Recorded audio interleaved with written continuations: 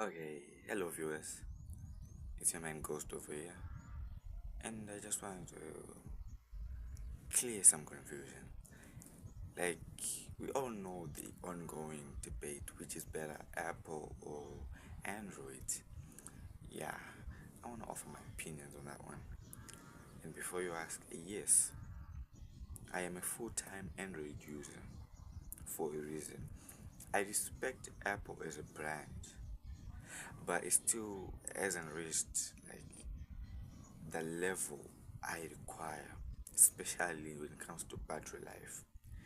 That's one, and the feature set. Yes, there are some features that Apple is overhauling from Android. At the same time, there are some features that Android is overhauling from Apple. But on that debate, personally, just let a person choose the phone they want to choose because I respect Apple's ecosystem. Like honestly, the only companies that have come close to the seamlessness of Apple's own ecosystem are Huawei and Samsung. Those two companies, their ecosystems are nearly flawless. Especially Huawei is the top contender, even though it no longer has Google support, it is still a top contender against Apple. Then Apple, there are some features that it should add and improve so that it may reach the level of other Android devices. Because the advantage of Android devices is more diverse. You get many options. You can choose Samsung's, Huawei's, Vivo's, OnePlus, you name it, from budget to mid-range to expensive. While Apple only offers the mid-range budget device, the 16E, and the main flagship devices. So now it comes to personal preference. Do you want a seamless ecosystem or do you want customization, battery life, and so on? Android offers balanced devices, but Apple offers smooth, seamless devices. Let me explain on this one. So the way that it goes is that if you ever noticed, the battery life on an Apple device is weaker than that of Android devices, but its software is smooth. Like you can take an iPhone 13 from 3 years ago and use it now, and it will still run smoothly, even on the software it released with. But when it comes to Android, you need to constantly update your device so that it doesn't lose that fluidity. Then we come to battery life. It takes longer for an Android battery to depreciate, and Android batteries, even if they start depreciating, they already have a higher starting point in terms of capacity than Apple devices. So far, the highest Apple is gone. I'm pretty sure it's 4,800 on their 16 Pro Max. Yes, they are bumping up the battery for the 17 series, but still, it is still below the average of Android. Even budget devices, Android budget devices, come with a minimum of 5,000 milliamp hour batteries, and they are also silicon carbon batteries to be exact.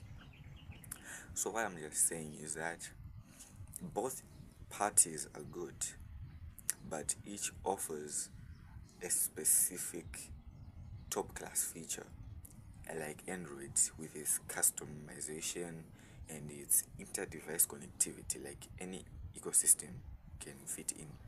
And Apple offers a robust user experience with a seamless ecosystem, even though it's lacking other features that makes Android Android.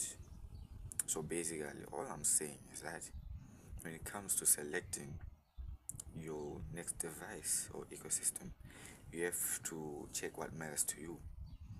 Because if you are a gamer, then you can get the latest Android devices, the gaming phones, such as the Red Magic 10 Pros, the ROG Phone 10s, and so on. But if you're a person who likes a balanced experience, you can get an Apple device if you want. even though you're sacrificing some Android features. And also, if you are a person that likes social media, like taking videos on social media, to be honest, Apple is the better choice because of its app integration. You can directly record from the likes of YouTube, Snapchat, TikTok with almost 100% of its camera quality. But for Android, it's more of a 70 or 80% of its camera quality. So if you're a social media person, you're taking videos, then Apple is the way to go. But it goes the other direction if you are a picture person. So if you're a person that usually takes pictures, you should go with Android because of its many features and high megapixel count. Like the latest Samsung Galaxy has a 200 megapixel sensor, whilst the Apple has a 48 megapixel sensor. So you see, it's just up to what you do, what you require on a daily basis. And if you decide to go for an Android, if you are a power user, you can get a flagship. If you are normally a mid user, like not that heavy at the same time, not that light, it's okay if you get a mid range. But if you are a simple user like our grandparents or some of our old parents that don't require the camera performance, the gaming performance, the battery life, even if you value the battery life, you can get an entry level device. And right now, the best places you can get such entry level devices are from the likes of Techno, Itel, Infinix. They are offering very value for money, good budget devices, and even some mid-range devices like Infinix with the likes of the Infinix Note 50 series and Techno with its Camon series. You see, those are mid-range tier devices at entry level prices. Yes, they disappoint with software support, but considering that fact, it is the better option if you do not require the extra power that flagships provide. At the same time, you want to save cash. So I hope some of you decide on what to get. I might make another long-term video about this topic, comparing every nook and cranny of both parties, Apple and Android, so that you can make a fully decisive, a fully calculated decision on which device you will get. And that's all from me today, and I thank you for watching. Please poke that subscribe button, share the link, and please continue watching for more on Ghost Take. See you, peeps. You ain't my heart, you ain't my heart.